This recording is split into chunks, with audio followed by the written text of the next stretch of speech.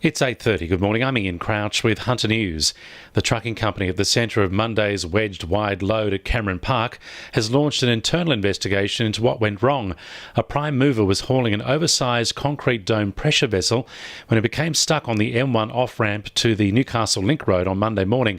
A company spokesman has apologised, saying they're doing all they can to ensure an incident like this doesn't happen again. Lake Macquarie Senator Brian Burston and One Nation advisor James Ashby have reportedly exchanged blows during a heated confrontation at a Parliament House dinner last night. Photos have emerged in The Australian showing the pair in a physical clash, with Burston reportedly suffering cuts to his hands. However, One Nation leader Pauline Hanson was quick to leap to the defence of her advisor on 7. James didn't do anything. He didn't attack Brian whatsoever. Brian's got a terrible vindictive nature and he just can't stand James, and it's a shame it's come to this, it really is, but anyway. It comes after Brian Burston accused Pauline Hanson of sexual harassment spanning several years, saying this was the reason he left One Nation to join Clive Palmer's United Australia Party. Senator Hanson has strongly denied the allegations. More light has been shed on exactly what was in the 83 containers which fell overboard from the YM Efficiency cargo ship last June. The Herald has obtained a copy of the ship's manifest, which shows electric scissor lifts, mountain bikes and 2 Chevrolet Silverado pickup trucks worth a combined $300,000 are still sitting on the ocean floor. More cane toads have been making their way to the Hunter in recent years, and a national inquiry into their spread is looking for ways to keep the pest contained.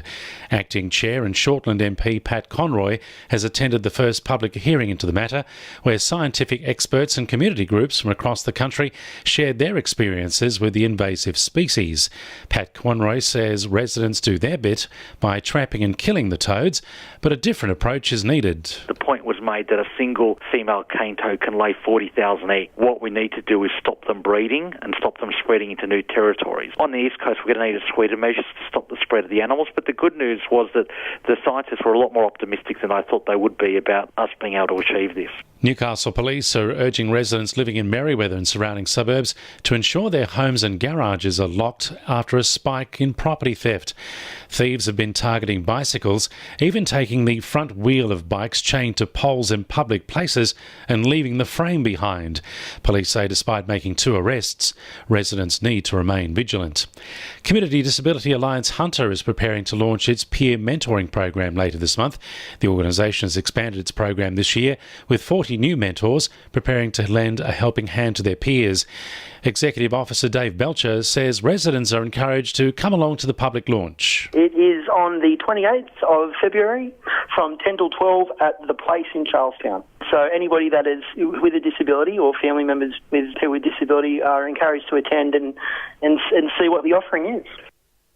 2NURFM Sport. Newcastle Jets midfielder Dimi Petratos says recovery is no issue for his team going into tomorrow night's clash with Melbourne City, their second match in 4 days. The Jets will field a vastly different team to the one which beat Persija Jakarta 3-1 on Tuesday night, with even more changes expected for next Tuesday's tie with Kashima Antlers. Petratos says the club's medical staff have worked with the players to ensure everyone remains at full fitness throughout their hectic new schedule. Of course, you get tired and that, and little niggles here and there, but yeah, we've got great staff here to help us recover, and I think we're dealing with it pretty well.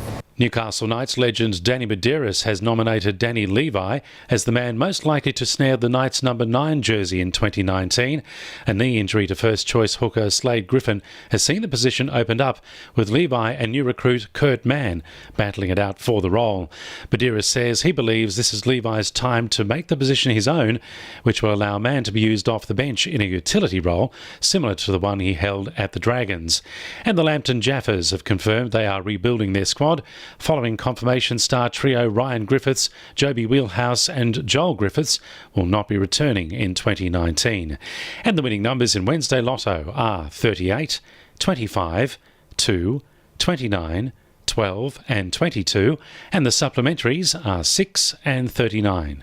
2NURFM News Time, 26 to 9.